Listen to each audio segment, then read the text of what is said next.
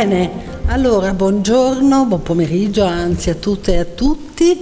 Ecco, siamo qui a questo ultimo incontro di questo primo ciclo, ce ne saranno penso degli altri i prossimi anni, almeno lo spero, penso di organizzarne degli altri, e il ciclo che si chiamava, ricordo, vedete la locandina, Rinascimento quotidiano, o mi piacerebbe chiamarlo anche Rinascimento dal basso, nel senso che appunto si voleva porre l'attenzione sulle pratiche concrete, quelle che mettono in luce la partecipazione delle donne al movimento di rinnovamento non solo culturale e filosofico, ma anche di produzione, di manifatture, di stili di vita, di consumi, tutto quello che noi chiamiamo poi come Rinascimento e che mostrano rispetto a un passato che diciamo storiografico, che sottolineava l'assenza delle donne, invece con la nuova storiografia, soprattutto delle storiche, non solo comunque, invece intende mostrare più l'agency, quello che noi chiamiamo agency, cioè comunque quindi la partecipazione attiva e la relazione più consapevole e attenta con il proprio contesto di vita in modo da poterci intervenire. Ecco, tra l'altro, visto che siamo qui con Anna, che adesso presento, molti lavori recentemente sono apparsi proprio sul lavoro delle donne, hanno mostrato aspetti che non conoscevamo, non solo la presenza delle donne in molti comparti in cui, come dire, una volta non venivano, diciamo, censite, identificate, ma soprattutto anche tutta una serie di relazioni con i diritti, con le consuetudini, anche di negoziazione, cioè spesso insomma più flessibili di quanto anche qua si era pensato. Allora siamo qui con Anna Bellavitis, veneziana tra l'altro, che quando può torna a Venezia, ma insegna all'Università di Rouen Normandie, che è una specialista appunto di storia delle donne, della famiglia e del lavoro in ambito veneziano. Ecco, lei ha pubblicato molti saggi, ma ha pubblicato 2 volumi in francese, perché ormai da tanti anni che vive in Francia si è perfezionata in Francia, quindi Identité, mariage, mobilité sociale, citoyenne et citoyen à Venise dans le VIe siècle del 2001, poi è seguito Famille, genre et trasmission à Venise au VIe siècle, quindi si parla di Venezia del 2008, ma ha pubblicato molte altre cose adesso anche con cura e in inglese, ma ha pubblicato un lavoro in qualche modo riassuntivo e molto utile, appunto perché focalizza un po' quella questione sul lavoro in tutta Europa delle donne nell'età moderna, pubblicato da Vienna, quindi che si possiamo ritrovare il lavoro delle donne nella città dell'Europa moderna. E ultimamente insomma, ha curato con Martina Franca, Valentina Sapienza il volume Garzoni, gli studi sul garzonato, apprendistato e formazione a Venezia e l'Europa in età moderna. Mantova è stato pubblicato all'Università Studiorum del 2017, poi recentemente appunto ha curato dei volumi in inglese, ha curato appunto volumi collettivi. Il suo titolo dell'incontro è Per essere poveretta l'era ben fornita, diritti, proprietà, lavori delle donne a Venezia. Con queste domande: che diritti avevano le donne a Venezia, quali possibilità di gestire i loro beni, quali mestieri erano loro aperti? Si cercherà di rispondere a queste domande sulla base della documentazione disponibile nei ricchissimi fondi archivistici veneziani tra la fine del Medioevo e l'inizio dell'età moderna. Anna è una frequentatrice assidua, quando è qua, dell'Archivio di Stato, e le cedo la parola. Grazie. Grazie. Si sente? Funziona? Sì, grazie. Allora, grazie Tiziana di aver organizzato questi incontri, grazie all'Ateneo di accoglierci, grazie a voi di essere presenti. Il tema che mi è stato assegnato è estremamente vasto, diritti, proprietà e lavori, appunto nel contesto di un rinascimento quotidiano.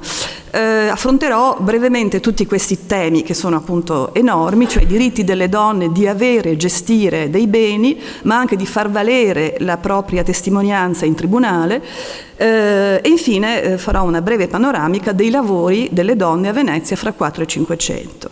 Rinascimento quotidiano. Siamo in una città dalle moltissime possibilità per tutti e anche per le donne, con una domanda di fondo: la condizione della donna a Venezia era migliore che in altre città, che è una domanda che ritorna spesso, e la condizione di quali donne, naturalmente.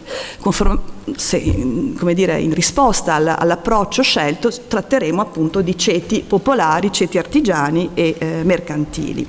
Allora, innanzitutto il titolo. Il titolo è una citazione di una testimonianza maschile sul valore di una dote. Vedete, potete leggere il testo. Si trattava della vedova di un mastellaro che dichiara di aver portato in dote una dote molto bassa, 20-25 ducati, però oggetti per un valore di circa 300 ducati, e abbiamo un piccolo inventario di beni quotidiani. E appunto, per essere poveretta lei era ben fornita, però insomma è una dote che è valutata a 250 ducati. Negli stessi anni le doti di ceti più elevati erano di migliaia di ducati, e le leggi suntuarie che limitavano appunto l'ammontare della dote andavano appunto a varie migliaia di ducati. Questa è una testimonianza appunto maschile. L'altra testimonianza invece è di una donna che dice: quei drappi di lino di cui ho parlato e che dunque erano nella dote, sono io che li ho lavorati. E questo è bello perché intanto ci mostra delle relazioni, una rete di relazioni, ma è anche bello perché questa donna era definita nel procedimento, nella procedura in questione, come moglie di un calafato dell'arsenale, quindi non era definita come una ricamatrice, però evidentemente lo era, e quindi lavorava i drappi di lino, li ricamava, e dice: posso valutarli, so quanto valessero perché li avevo ricamati, li avevo lavorati io.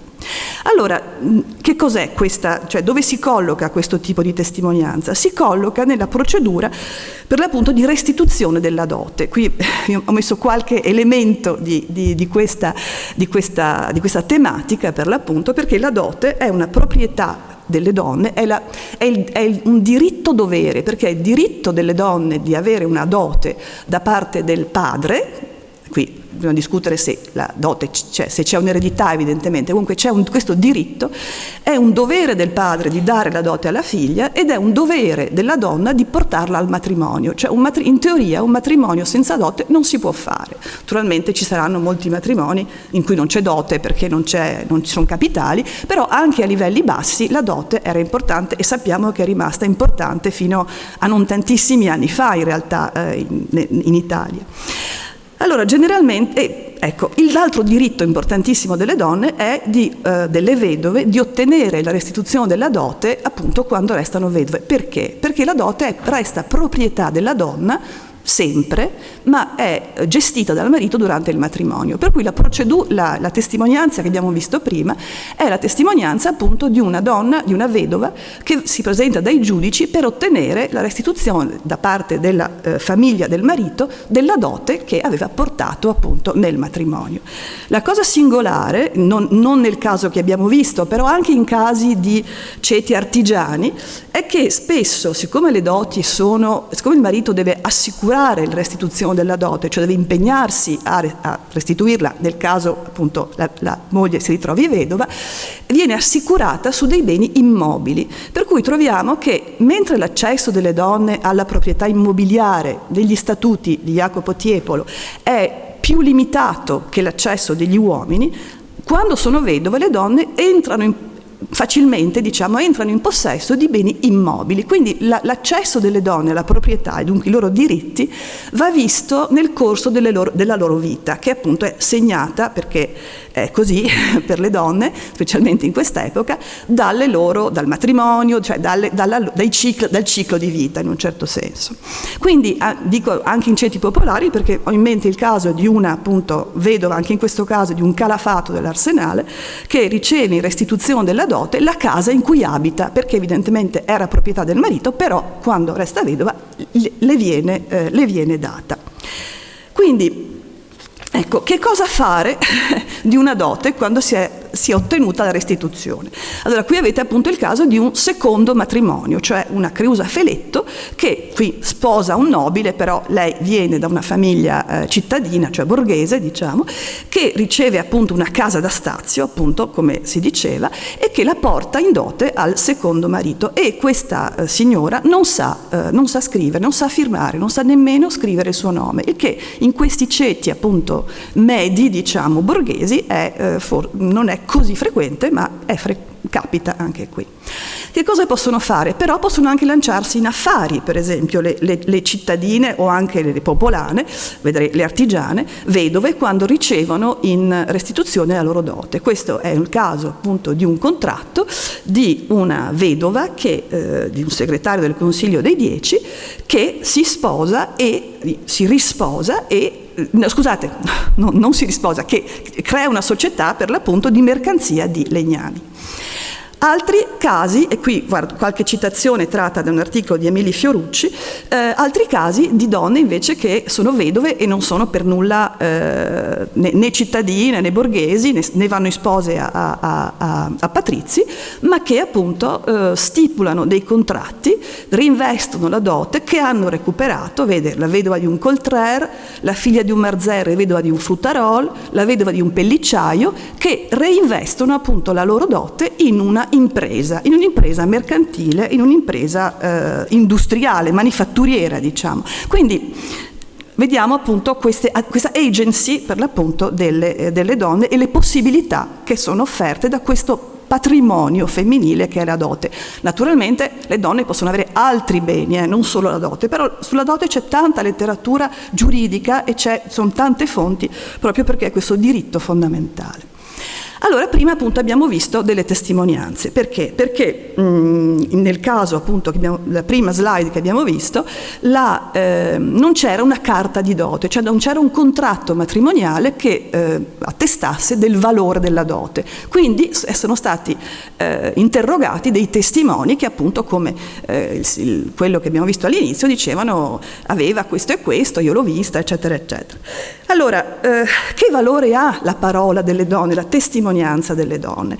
Tra fine 400 e i primi decenni del 500, e questo ho fatto una piccola sintesi dei tre principali provvedimenti legislativi sulla questione, la parola delle donne perde valore. Questo è Giacomo Todeschini, che ha studiato la perdita della credibilità, del credito, nel senso di credibilità, della parola di alcuni gruppi sociali, diciamo, fragili nelle società del tempo, e lui ha lavorato sugli ebrei.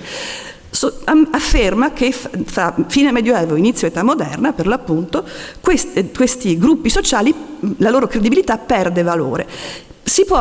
In questo caso possiamo allargare questa stessa idea, estendere questa stessa idea, questa stessa ipotesi alle donne. Perché? Perché, come vedete, 1475, testamento per breviario, dopo ci arrivo, il testamento per breviario è il testamento orale, interamente orale, e quindi basato sul fatto che una persona si presenti dai giudici e dica: io sono l'erede di questa persona perché me l'ha detto, e naturalmente questo deve essere provato da testimoni, perché chiunque potrebbe affermare una cosa del genere. Quindi le testimonianze sono molto importanti, e però cosa si decide? Che ci vogliono almeno 2 testi mascoli, o per cada un mascolo 2 femmine deliberatamente. Quindi la testimonianza di una donna vale la metà della testimonianza di un uomo. E dai ducati 100 in suso, almeno 3 testimoni mascoli, ovvero 2 femmine. Quindi lì c'è vale un po' di più, ma insomma vale di meno comunque. Un altro caso, appunto, un altro provvedimento, Maggior Consiglio 1501, se ci sono processi, casi, conflitti che implicano più di 10 ducati, ci vogliono 2 testi mascoli oppure 3 femmine. Quindi vedete come la testimonianza femminile è sminuita in qualche modo. L'ultimo riguarda proprio le restituzioni delle doti. E devo dire che io non ho chiaro se in questo caso, siccome questo provvedimento della correzione Gritti del 1535 si ispira dichiaratamente a quello del Maggior Consiglio del 1501, non so, io ho interpretato che sia la stessa cosa, cioè 2 testi mascoli oppure 3 femmine, ma in realtà quello che c'è scritto 2 testimoni mascoli over femmine, quindi è possibile, non ho ancora la risposta, che nel caso della dote, siccome è appunto un bene femminile che riguarda, cioè si può immaginare che nel caso della dote la testimonianza femminile valga quanto quella maschile, ma non ne sono certa, questa è una cosa da approfondire. In ogni caso, dal punto di vista della ricerca storica, avere più testimonianze femminili sarebbe molto bello, cioè in realtà abbiamo sempre bisogno di cercare la parola delle donne, non la troviamo difficilmente, se ci sono più testimonianze è in un certo senso anche meglio. Ah no, scusate, prima di arrivare alla successiva immagine, che cos'è appunto il testamento per breviario? Il testamento per breviario è quello che ho detto, cioè chiunque può presentarsi, eccetera. Anche in questo caso vengono fuori, quelli che ho visto, di fine 400, inizio 500, vengono fuori interessanti casi di vite di donne e di come queste vite di donne sono percepite. Vi faccio un esempio. Nel 1520 una certa l'eredità di una certa Marina de Casanis, non sappiamo chi sia, può essere chiunque, che è definita donna piccola e grassa di 60 anni circa, viene rivendicata da una certa Antonia de Vicenza. Contro di lei, contro questa Antonia di Vicenza, non ci sono altre persone che reclamano l'eredità, ma ci sono i giudici del Cattaver, che sono una delle tante corti civili veneziane che sono interessantissime e dobbiamo studiarle di più perché sono molto difficili anche da studiare, ma si occupano di tutto. E i giudici del Cattaver, una delle loro specialità è di recuperare per lo Stato le eredità che nessuno reclama. E quindi questi sostengono che invece questa Antonia de Vicenza non ha nessun diritto e che l'eredità, non sappiamo quanto ammonti, deve andare allo Stato. Chi c'è che testimonia in favore invece di Antonia? 3 donne che vivevano con Marina, la defunta, e 3 patrizi. Allora, che ci siano delle donne che vivono insieme e dei patrizi che le frequentano, cosa fa dire ai giudici? Che sono delle pubbliche meretrici, perché dei patrizi dovrebbero frequentare delle donnette del popolo e perché delle donne vivono insieme?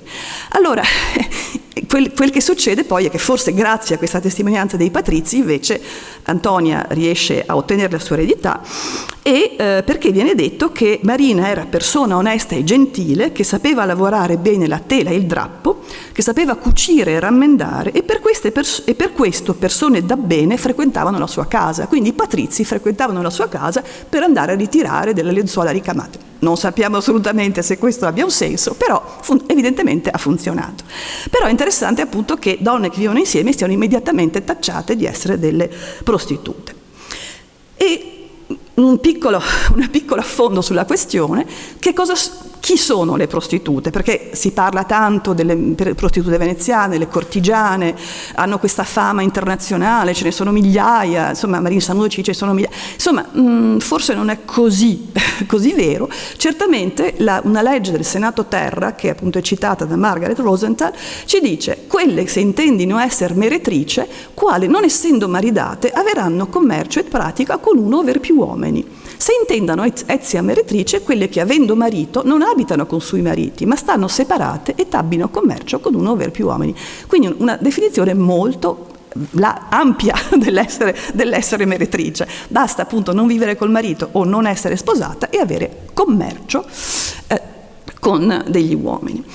Se poi andiamo a vedere appunto rispetto a quel che si dice su questa fama delle prostitute veneziane, certo le cortigiane sappiamo, Veronica Franco, insomma c'è molta letteratura su questo, però quando si è tentato di contarle, e queste sono le ricerche di Monica Winacka, in fondo non sono così tante, cioè sono 213 nei censimenti di fine 500, 137 delle quali sono capofamiglia, quindi sono loro appunto che gestiscono la famiglia che sia composta di parenti o che sia composta appunto di altre persone, fra cui altre donne per l'appunto, da cui l'idea che donne che vivono insieme sono delle prostitute, ma insomma non sono questa grande quantità di cui si parlava.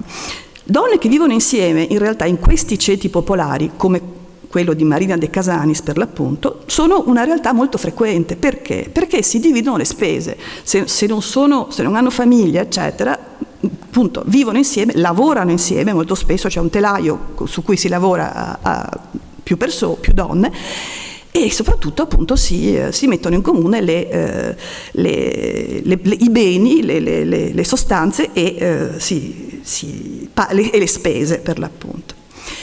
Allora, dicevo proprietà, possibilità di gestire le proprie proprietà, i propri beni, nel senso di poterli lasciare per testamento. I testamenti femminili veneziani sono una miniera, ce ne sono tantissimi ed è molto bello, questo è molto interessante che ce ne siano tantissimi.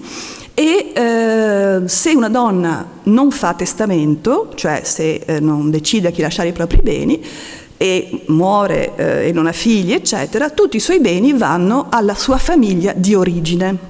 Mentre, per esempio, in un'altra realtà che è spesso contrapposta a Venezia, ovvero Firenze, se una donna sposata non fa testamento, i suoi beni vanno al marito. Guarda caso, ci sono pochissimi testamenti femminili a Firenze, dove evidentemente i mariti hanno un certo peso, e ci sono tantissimi testamenti femminili a Venezia che nel caso delle donne sposate non necessariamente lasciano i beni al marito, però tendono, in alcuni casi vedremo in quali, a farlo rientrare nella successione. Al punto che c'è una bellissima legge veneziana del 1476 che proibisce ai mariti di essere presenti al testamento della moglie, e evidentemente per non influenzarla. E ho trovato almeno un caso di un poveretto dico perché è una triste storia, che era un calafato dell'Arsenale anche lui, quindi non era un patrizio o un borghese o un cittadino, che viene multato anche in maniera abbastanza consistente perché non è uscito dalla stanza nella quale la moglie stava morendo dopo aver partorito e stava dettando il suo testamento, quindi si prende una multa perché non è uscito dalla stanza. Ora, ci sono anche molti testamenti femminili in cui la donna va altrove, per esempio va dal fratello che sta a Padova, va da qualcun altro, cioè lascia la casa maritale, la casa familiare, per andare a fare il suo testamento, evidentemente per sottrarsi al controllo del marito. Quindi c'è tutta una produzione cioè delle vite che vediamo intorno a questo atto, che è un atto importante, nel senso che è un atto di affermazione di sé, è un atto in cui bisogna dichiarare di essere appunto sani della mente, del corpo e dell'intelletto, soprattutto di avere tutte le proprie facoltà.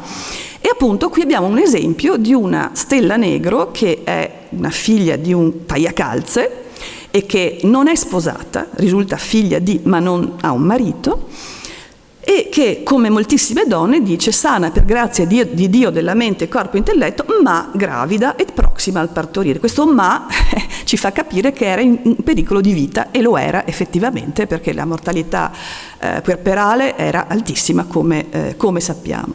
In questo caso è una storia un po' strana, perché non solo non è sposata, ma è incinta di un Piero Gritti. Allora, un Piero Gritti possiamo anche pensare che sia un patrizio che ha avuto una relazione con questa signorina. E ecco, quindi il testamento serve anche a rivelare delle realtà, delle relazioni che possono essere anche non consuete, anche se forse sono più consuete di quello che noi adesso immaginiamo. Questo è il testamento della figlia di Paris Bordon, il pittore, la quale appunto Cassandra, vedete scrive, l'ha scritto lei, dice io Cassandra scrisse de propria mano, e non l'ho sottolineato io, qualcuno nell'Ottocento ha visto Cassandra Bordon e Paris Bordon e l'ha sottolineato, e appunto ed è incinta e non è sposata e lascia tutto alla madre, e che deve occuparsi della creatura che aspetta e che non sa, di cui non sa ovviamente se sopravviverà, eccetera. Non sappiamo niente di questa Cassandra Bordone, però appunto è la figlia di un pittore abbastanza noto. Quindi questi testamenti appunto ci mostrano che le donne decidono, che le donne hanno delle proprietà delle quali possono decidere per l'appunto, e anche che raccontano delle storie in questi testamenti che a volte sono appunto delle rivelazioni. In questo caso abbiamo una moglie di un mercante che dice che non vuole assolutamente che i figli bastardi del marito, che forse ci sono già o che lei teme ci saranno se lui si risposa per l'appunto, o se li fa dopo, non abbiano cosa alcuna dei miei beni. E poi, soprattutto, che è molto interessante, dice che non vuole che le sue figlie siano messe muneghe se non vogliono essere muneghe. Se non vorranno andare muneghe, per niente non siano messe muneghe, ma facino quello le vorranno. Non è da poco questa dichiarazione. Fare quello che vorranno è sposarsi o fare le suore, non è che ci siano molte altre alternative, però almeno c'è un'affermazione ancora una volta di volontà e di identità. E poi c'è quest'altra moglie di un mercante di Biave che dice insomma che si risposi, perché gli uomini senza moglie non possono fare se non male. Quindi i testamenti ci raccontano veramente delle vite e sono interessanti. Nei ceti artigiani i testamenti spesso dimostrano una reciprocità. In questo caso abbiamo Margherita, e sono molti altri, ho preso solo questi due esempi perché appunto sono un po' in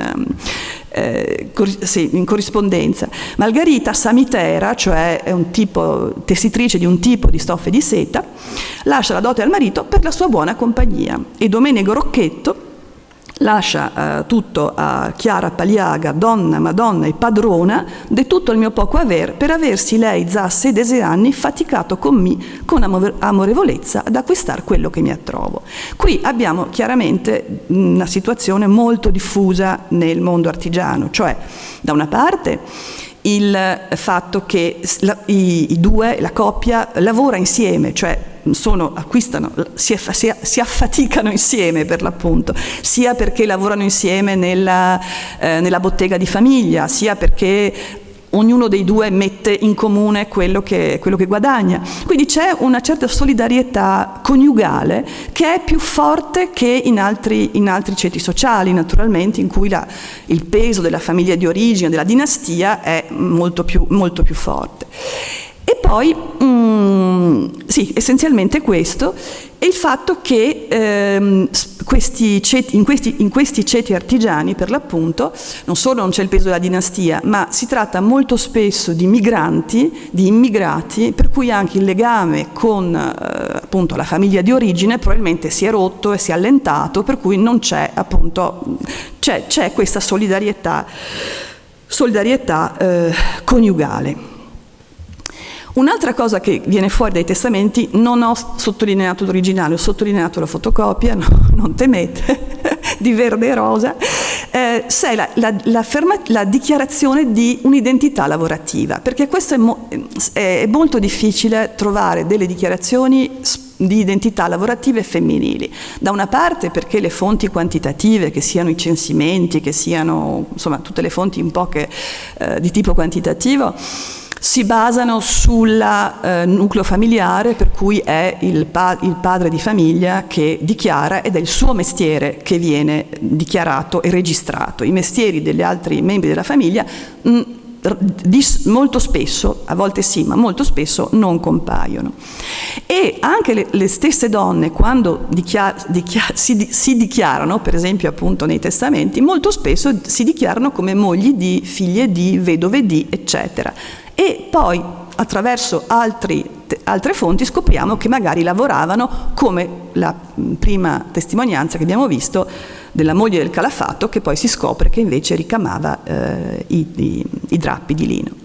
Ecco, in questo caso appunto qualche dichiarazione di identità spontanea nei testamenti femminili lavorativa c'è, in questo caso una Marietta, che è vedova di un altro mastro samiter, siamo sempre nella tessitura della seta e di questi tessuti di seta meno pregiati dei velluti, eccetera, che lascia al figlio, che sta sotto il governo del mio fratello, sperando che non abbia bisogno, un vecchio telaio in segno d'amore. Quindi il figlio è stato mandato a avere forse una carriera più interessante, un futuro migliore dal fratello, però in segno di amore gli lascia il vecchio telaio. Gli altri telai e tutti i suoi beni li lascia alle figlie, che evidentemente continueranno il lavoro della madre e che è stato certamente il lavoro del padre e della famiglia. Quindi ancora una volta sì, identità lavorative, affermazioni di sé in un certo senso e fonti che dobbiamo diversificare il più possibile per avere accesso alla storia delle donne e in particolare in questi ceti. Un'altra cosa che risulta dai testamenti sono quelle che ho chiamato delle relazioni domestiche. In che senso? Vediamo qui Margarita de Sebenico, Massera, dice che è Massera, nella casa del Missier Piero Trevisan, del Quondam Zoan della Contrada de Saint-Stin. Lasso Missier Piero mio paron, solo erede di tutti i miei beni che ho e che potrei avere, che fa alto e basso come il vol, per il bene della mia anima. Un'altra, Magdalena de Cremona, vedova del Ser Bartolomea de Padova Petinador, sta nella casa del Quonda Missier Zoan Agostin Moro a San Marcilian e dichiara che ha prestato denaro a Hieronimo Barbaro e a Zoan Agustin Moro. Allora, un'artigiana che poi viene fuori che una balia, un'ex balia, che è stata balia, che ha prestato denaro, anche questo ci sembra singolare, e comunque lasso a mia figlia che ho lattada, cioè che ha allattato, e la chiama fia, però evidentemente è la figlia di latte, che è Andriana Barbaro, vedova del Quonda Missier Zoan Agustin Moro, e a sua sorella Madonna Maria Barbaro. Allora, qui questi due testamenti ci parlano di relazioni domestiche, nel senso che queste erano una domestica, una massara e una balia, che perché, non sappiamo perché, ma in qualche modo lasciano eredi i loro padroni. Ci sono due ipotesi. Una è che abbiano continuato a vivere, come è il caso della seconda, è evidente, nella casa della famiglia presso cui hanno lavorato, e anche dopo, appunto, anche se non lavoravano più, evidentemente il caso della balia, e quindi hanno ricevuto una sorta di assistenza dalla famiglia in cui abitavano e quindi ripagano in questo modo.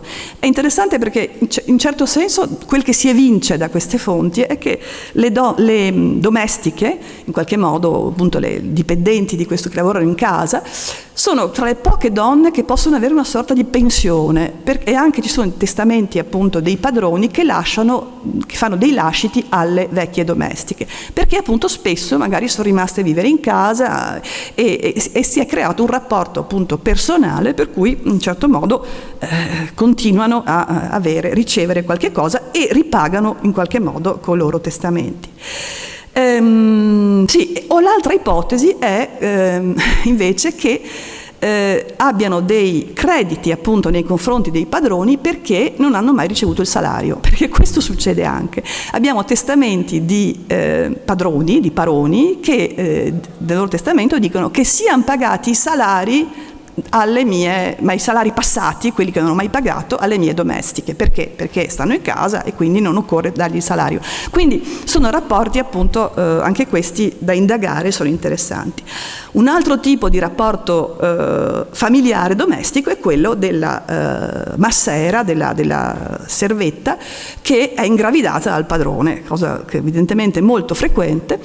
Questo non ho messo un esempio di questo tipo, ma ce ne sono. Oppure in questo caso è interessante perché questo mercante di legname dice che santa mia di casa è mia moglie, vera tolta laude di Dio, e perché l'ha tolta e sposata avanti assai il Concilio di Trento, quando appunto siamo pochi anni dopo, 4 anni dopo la fine del Concilio di Trento, che aveva ridefinito tutte le modalità di contrarre matrimonio, e lui dice io l'ho sposata però secondo le vecchie leggi, però appunto questa è una dichiarazione di un riconoscimento di una relazione che è esistita. Allora, lavoro domestico è uno dei più frequenti lavori femminili. Qui avete i dati da alcuni censimenti e sono chiari, quasi il doppio di serve rispetto ai servitori maschi. Non saprei dire se è una specificità veneziana, lo dico perché in altri contesti si parla di una femminilizzazione del lavoro domestico che sarebbe avvenuta nel Settecento. Evidentemente in questo caso non è così. E la legislazione oltretutto sul lavoro domestico a Venezia è molto precisa, molto articolata. Il governo precisa le durate dei contratti, i salari, insomma è molto controllato il servizio domestico, così come è molto controllato l'apprendistato.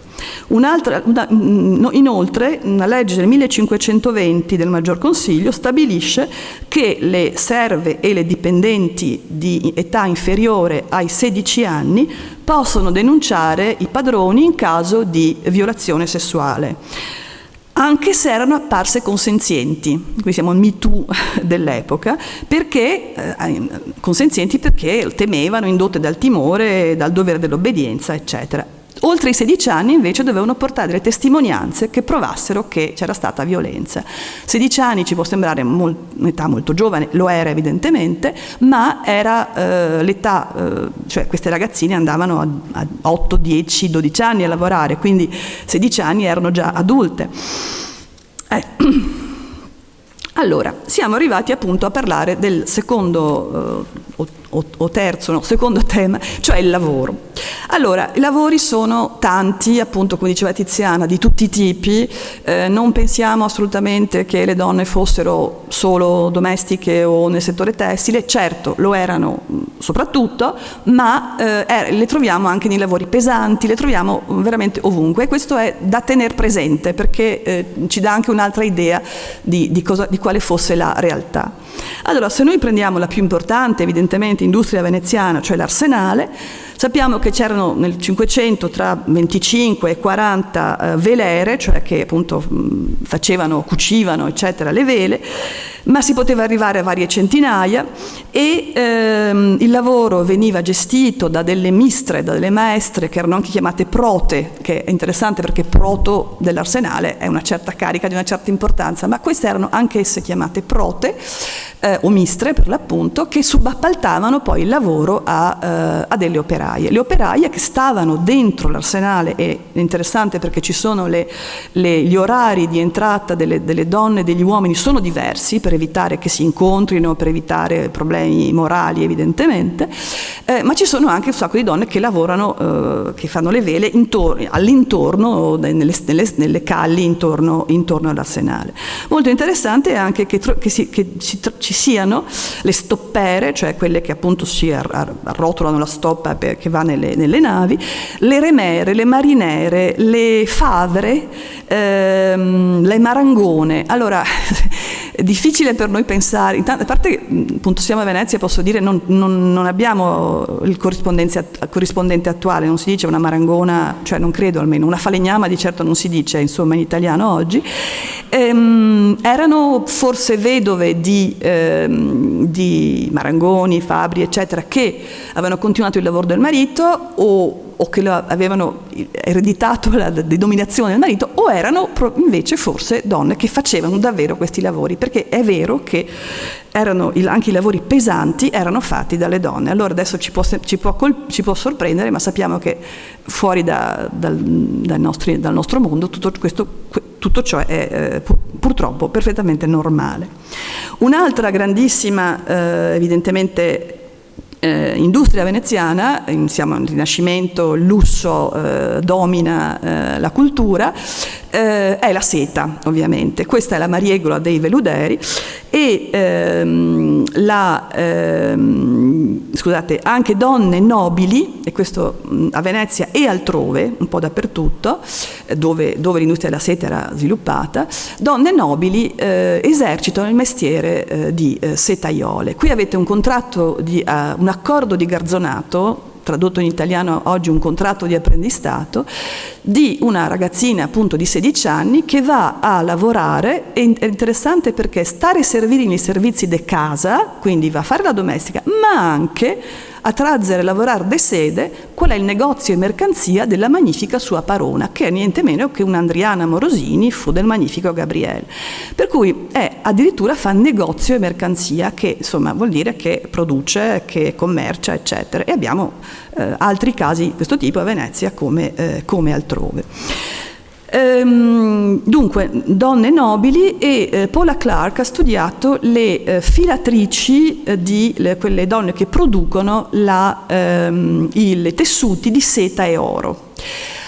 In particolare un caso di una Pasqua Zantani, siamo a inizio 400, che era a capo di una bottega di filati di seta e oro, in cui lavoravano i battioro, che erano degli uomini e che battevano l'oro per trasformarlo in foglia, per l'appunto, e invece le donne filavano e tessevano e producevano dei tessuti di seta e oro, evidentemente cose di lusso sfrenato.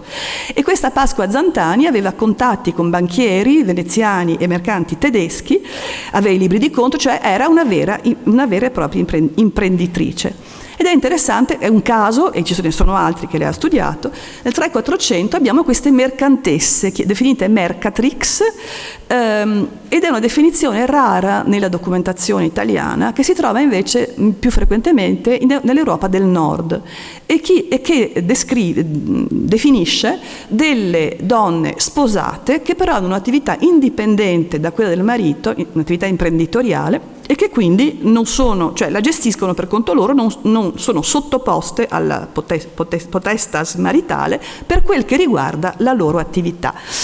E appunto è una definizione che troviamo più al nord, che poi si traduce con la mercantessa pubblica. E poi stiamo attenti, perché quando si mette l'aggettivo pubblica vicino a un nome femminile si finisce sempre per pensare che si tratti di prostituzione, ma in questo caso sono mercantesse. Allora, qui siamo, sia la Morosini che la Zantani, siamo a livelli alti evidentemente della società, ma queste donne facevano lavorare appunto delle artigiane, delle popolane, che non sapevano né leggere né scrivere, per cui al posto delle unità di misura, negli anni 20 del 400, l'arte della seta crea un altro tipo di vocabolario, in un certo senso, per cui cerchietti, aste puntate, linee e punti al posto delle unità di misura. Manco ai più degli detti segni, secondo come pesa il peso del sfoggio, cioè la foglia d'oro, il qual segni tutte maestre intende ben, perché invece le unità di misura non le intendevano bene. O forse facevano finta di non intenderle bene, perché molto spesso imbrogliavano sulla quantità di materia prima ricevuta e ne ridavano indietro ai maestri, ai mercanti, scusate, una quantità inferiore lavorata, e il che alimentava tutto un commercio e tutta una produzione, un commercio clandestino, di cui abbiamo molte testimonianze per il 500, e che produceva soprattutto i veli che le donne veneziane, e non solo veneziane, portavano in qualsiasi occasione, che erano delle stoffe di seta leggere. C'era anche una produzione del tutto legale di veli, naturalmente, però c'era anche questa produzione parallela, clandestina, legata appunto a questi furti.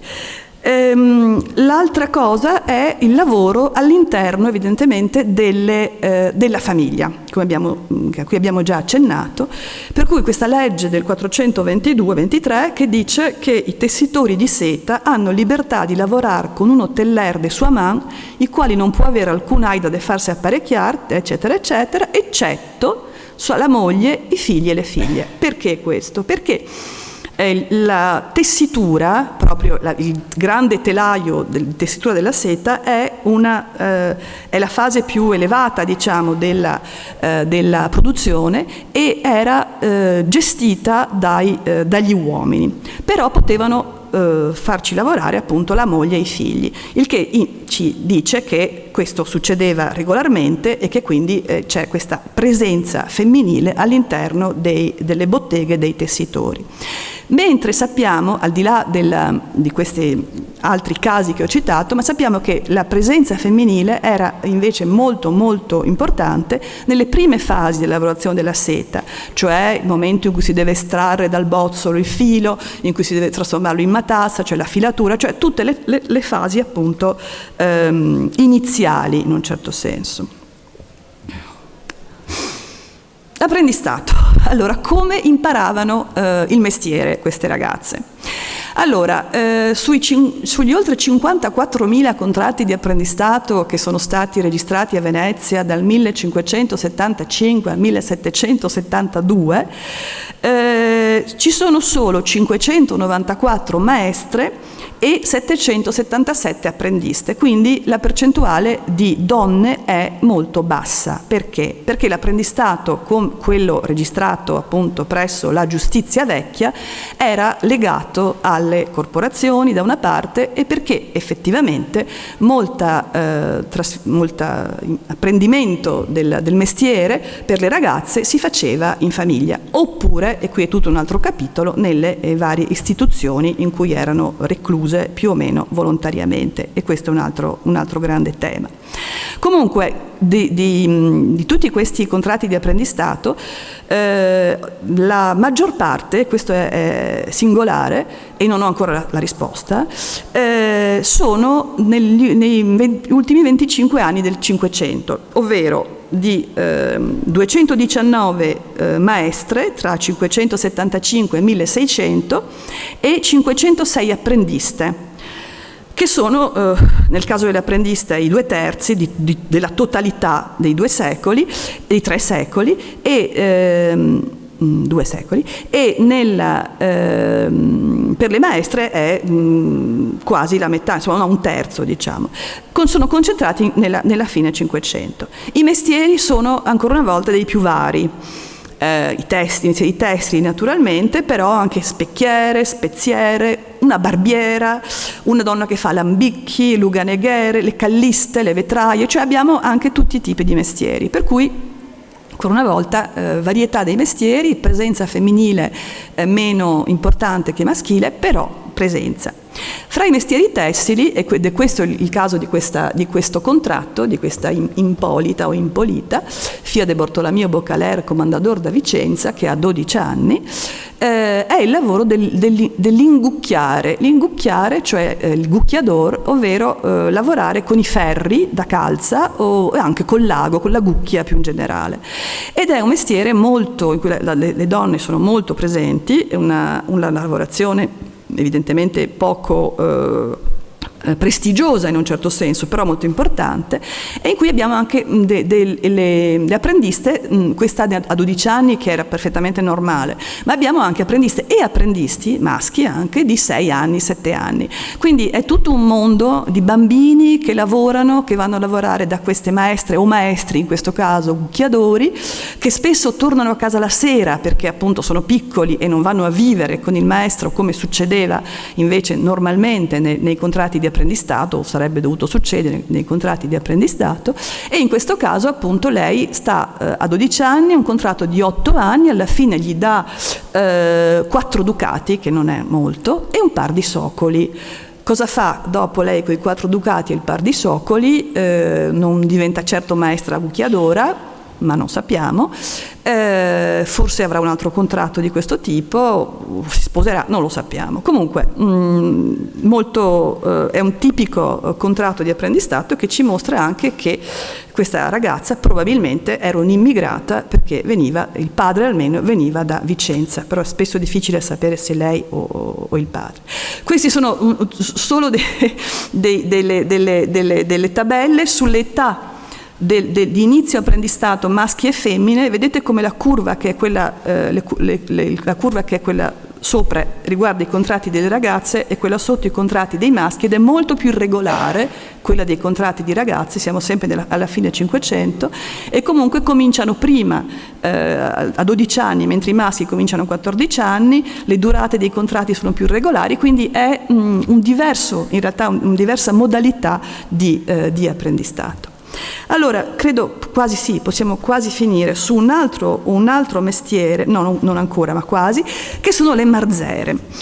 Allora, la corporazione dei marzeri è una delle più aperte di Venezia, perché appunto è aperta alle donne, è aperta agli stranieri, e poi è interessante perché è una corporazione. I marzeri vanno dalla venditrice ambulante di nastri di seta al mercante internazionale che ha Bottega Rialto, che ha le navi, eccetera. È molto composita come tipo di corporazione e di attività, insomma, di lavoro.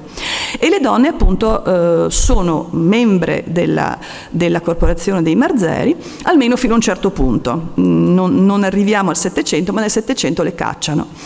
Allora, le leggi che vedete qui ci danno delle immagini del ruolo di queste donne nelle botteghe e anche nell'arte, cioè nella corporazione, perché la prima legge del 1446 ci dice che ci sono marzeri che tengono le madri e le mogli in bottega, quindi le fanno lavorare, lavorano come loro, ma non pagano l'iscrizione alla scuola, cioè alla corporazione. E quindi dice, d'ora in poi anche loro, siccome lavorano, devono pagare l'iscrizione. Ed è interessante perché c'è tutta una letteratura che ci dice che le donne sono cacciate dalle corporazioni in età moderna, ma qui sono donne che invece non vogliono entrare nella corporazione, ma è la corporazione che vuole che entrino, quindi è molto diverso da quello che spesso si legge.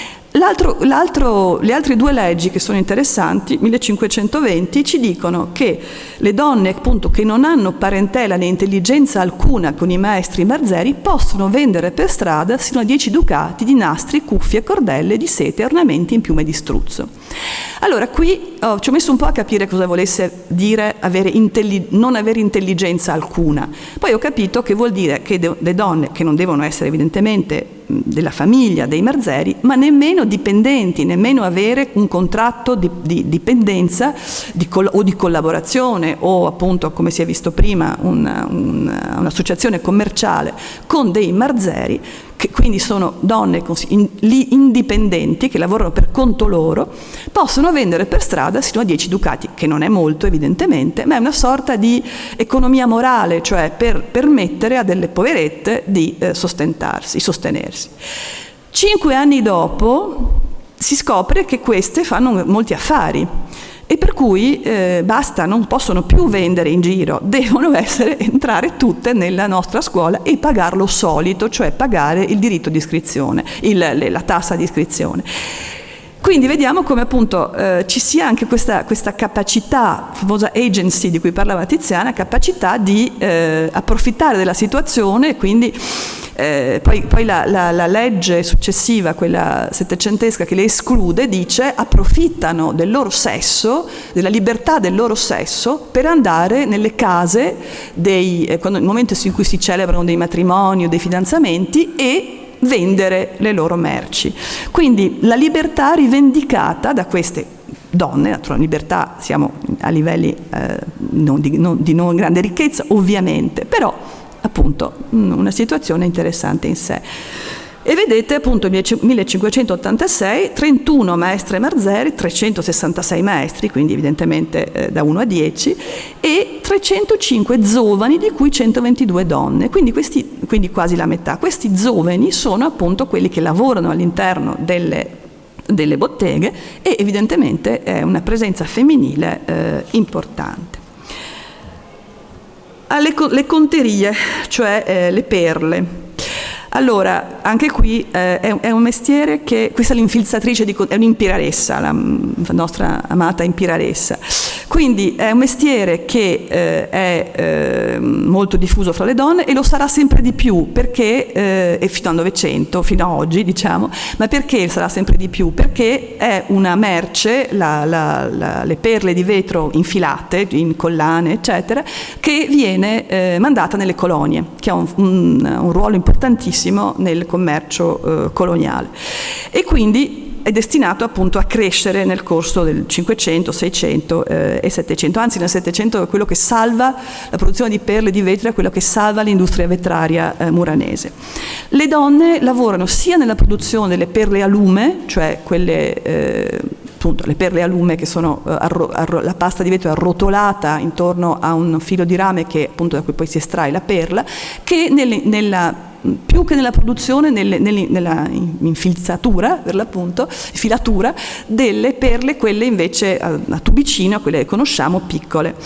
E donne che lavorano nelle case, nelle strade, e una presenza, anche questa importante, le donne delle perle, di cui parla Francesca Trivellato nel suo libro, che appunto sono destinate a essere sempre più importanti. Però troviamo donne anche fra le specchiere. Gli specchi è appunto una produzione di gran lusso, che si afferma a Venezia, che poi viene esportata e anche rubata da altri paesi, e nel 1564 si crea la corporazione degli specchieri, e negli statuti si dice che mogli e figlie di maestri possono lavorare nella bottega alle dipendenze dei maestri specchieri. Finiamo con le istituzioni femminili, in cui si lavora molto, si lavora nelle istituzioni nei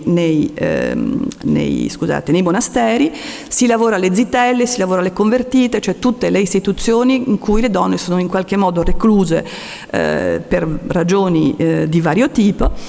Una visita pastorale nel 1521 ci parla dei molti disordini, origine di molti mali che nascono dal fatto che le monache, non lavorano insieme, ma non lavorano per conto loro, non possono lavorare nelle celle.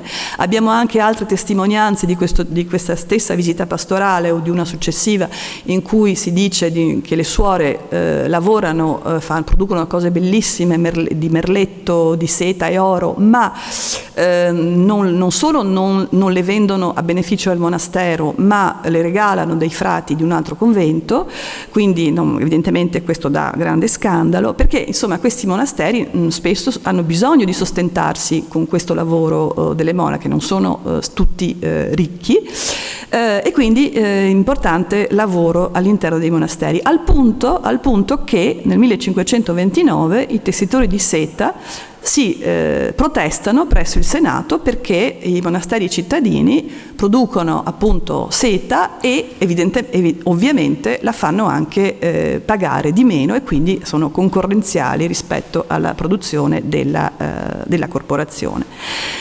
Nel 553 alle convertite addirittura un filatoio, quindi meccanico, per dar lavoro a 220 ricoverate. Quindi la seta, anche qui, grande, ancora una volta, produzione veneziana, che si fa molto nei conventi. Così come il merletto che si fa nei conventi, che si produce nei conventi, che si produce negli ospedali, alle zitelle, eccetera. I merciai si servono di questa produzione, cioè acquistano la produzione e poi la rivendono, e naturalmente una parte di questa produzione, di questo lavoro, serve a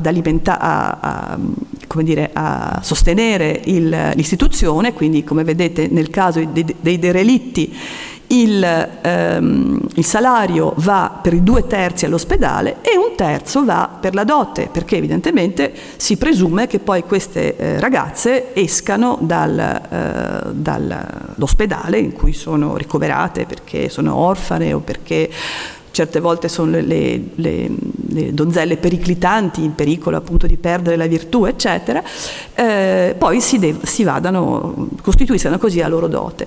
Quindi la dote in questi casi e in molti altri casi è il frutto del lavoro, e a volte però deve essere anche completata da lasciti. Abbiamo appunto spesso contratti nei notai di doti matrimoniali con doti di operaie, da cui risulta poi che c'è stato un complemento che è arrivato da un lascito, da un'istituzione, eccetera, perché spesso non è sufficiente. È stato calcolato che una massera appunto veneziana inizio 500 doveva lavorare 20 anni per avere una dote sufficiente. Allora evidentemente era troppo, quindi o la dote veniva poi completata appunto dalle numerose istituzioni caritative, oppure si sposava con una dote non consona, ma andava bene lo stesso. Per finire appunto sulla dote, Moderata Fonte ci dice che è il simbolo dell'onore femminile. Dice: che onore ci sarebbe se ricevessimo noi donne la dote dai mariti. Siamo come le gemme di tanto valore che non abbiamo prezzo, perché la dote è il prezzo dell'onore femminile, e da cui Moderata Fonte poi ci dice anche che le donne addirittura comprano un marito con la dote. Mentre una donna che è comperata è evidentemente una prostituta, per cui è il prezzo dell'onore. Allora, alla fine di questo excursus, e sono le 6:30, questa è solo una bibliografia delle cose che ho usato. No, sono uscita, ho sbagliato, scusate. Situazione migliore che altrove? Per certi aspetti sì, per certi aspetti relativi per esempio alle diritti di proprietà, come abbiamo visto all'inizio, probabilmente sì. Per quanto riguarda il lavoro, soprattutto molte occasioni, perché appunto grande sviluppo urbano, grande sviluppo economico di Venezia in questa epoca, scusate, ma le donne appunto, come si è detto, lavoravano ovunque, in tutti i mestieri possibili o quasi, e questo in tutte le città moderne. E mi fermo qua, grazie.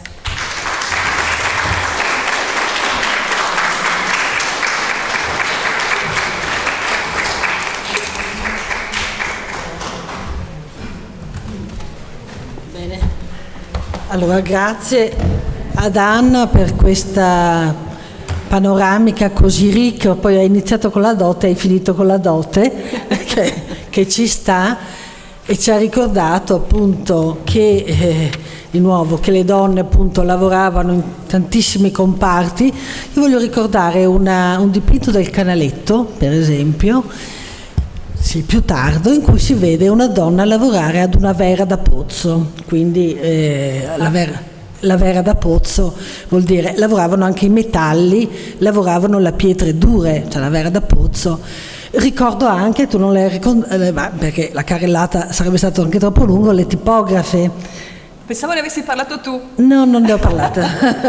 No. Ero convinta che ne avessi parlato. No, vabbè, comunque ovviamente qui a Venezia poi le tipografe. Ma questo torna a questa cosa che tu hai detto, cioè il lavoro soprattutto per l'età di tardo medievale, di prima età moderna, poi cambia, e quindi forse certe risposte, ma insomma questo è un discorso molto ampio, sono anche in questa trasformazione, ma è di ambito familiare, cioè fa parte della struttura familiare, cioè nel senso si lavorava e lavorava il marito, lavorava la moglie, lavoravano i bambini, e questo ha fatto sì che in un passato non si volessero vedere.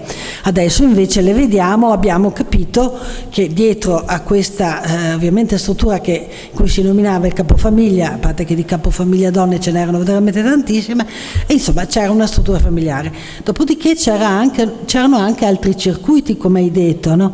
Perché per esempio le donne, queste diciamo del commercio ambulante, o anche dei lavori per esempio che anch'io ho trovato, tipo a casa, la casa laboratorio, nella casa per esempio gli aggucchiatori, le aggucchiatrici, cioè si facevano le calzette o si facevano questi tipi di beni di piccolo consumo, ma si facevano per la famiglia, ma le donne anche le vendevano, cioè ci sono dei circuiti che non vengono così definiti, cioè tra le situazioni del diritto e che sono normate, poi ci sono tutta una serie di cose che ci sfuggono, ma che sappiamo da altre fonti.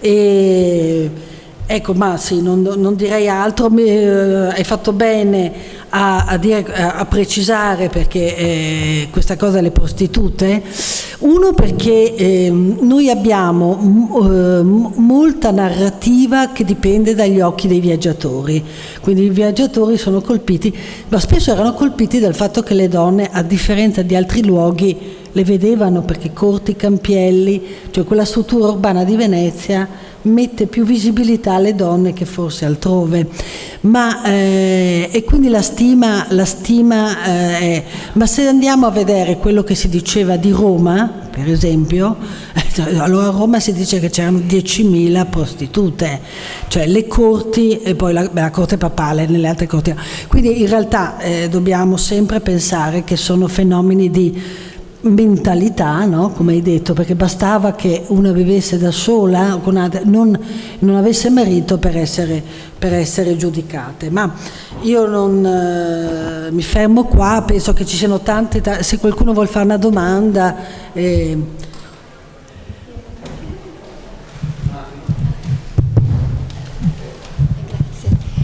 Volevo sapere se quando una donna portava il suo patrimonio in famiglia, ma se il marito morto avesse consumato una parte di quello che aveva, chi rendeva, chi dava giù, chi poteva rimediare a una cosa del genere, perché allora una poteva anche non trovare più niente.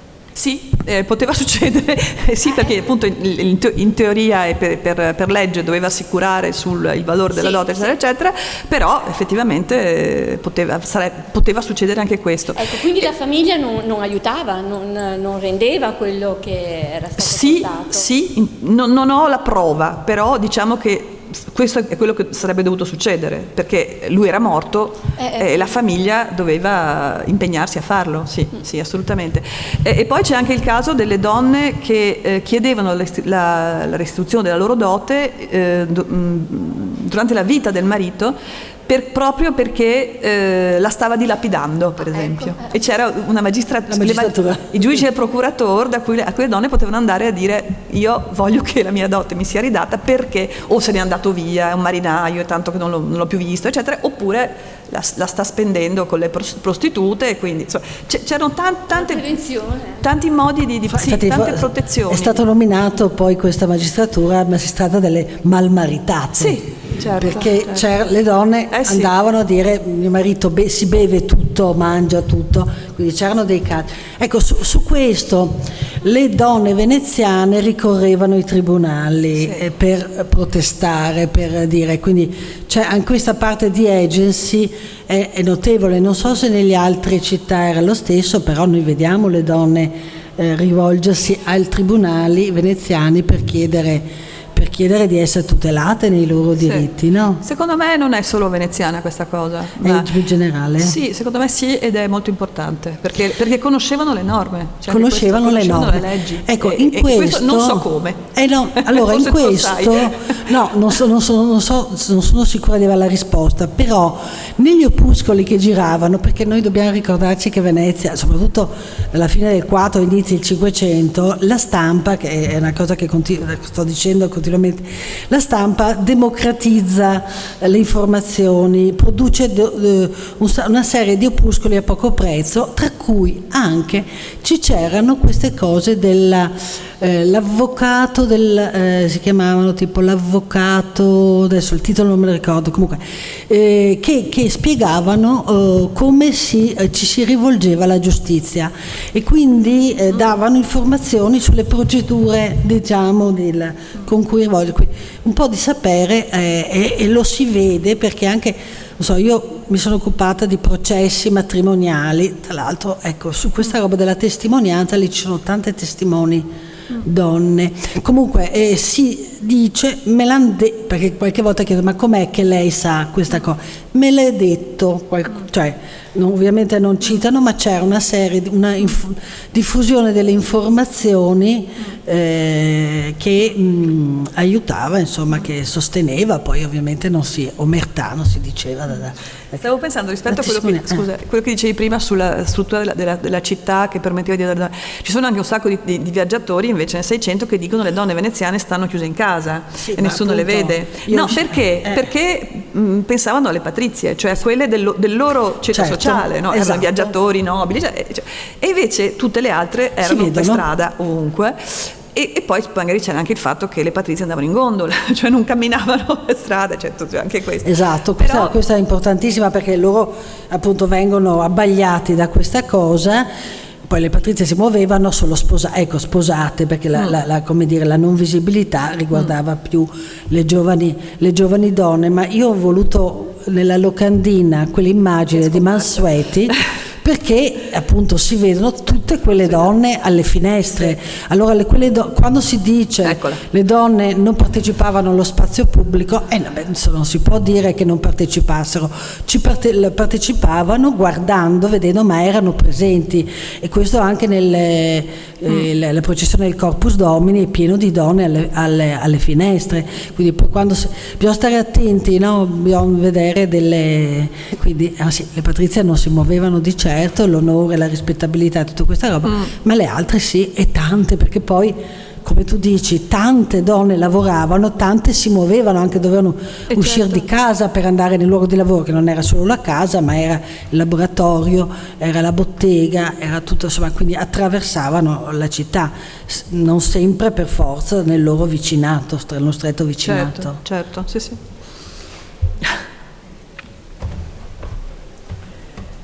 Bene, allora tutte soddisfatti. È stata ricchissima la ricchissima, se c'è qualche dubbio ancora. Comunque, allora Anna ha scritto questo bel libro che tra l'altro questo di Viella sulla storia del lavoro è interessante perché parla di Venezia ma non solo, quindi fa dei raffronti un po' sulla situazione del lavoro in tutta Europa. Se no ci sono altri saggi su studi veneziani, su riviste che tu hai pubblicate su Venezia, se non volete Archivio Veneto, esatto, sul numero di Archivio Veneto esatto, se non volete leggere i due libri in francese, ma anche appunto i numeri di Archivio 2 forse o uno, no, quello dove ci sono anch'io. Sì, dove ci sono anch'io. Ma questo sul aspetta che leggo bene il titolo, dà questo di il lavoro delle donne nelle città dell'Europa moderna, pur se non è tutto incentrato su Venezia, ma c'è anche Venezia, però rende un pochino dalla situazione più generale e anche i raffronti su tutta questa storia così interessante e così ricca che è emersa in realtà da non troppo tempo. No, da non troppo. Da non troppo tempo, grazie al lavoro soprattutto al nostro lavoro. del nostro lavoro, al lavoro delle storiche. Allora, se non ci sono altre, io vi ringrazio della presenza e speriamo di continuare questo ciclo il prossimo anno e quindi ne avrete notizie. Grazie a tutti, grazie ad Anna soprattutto.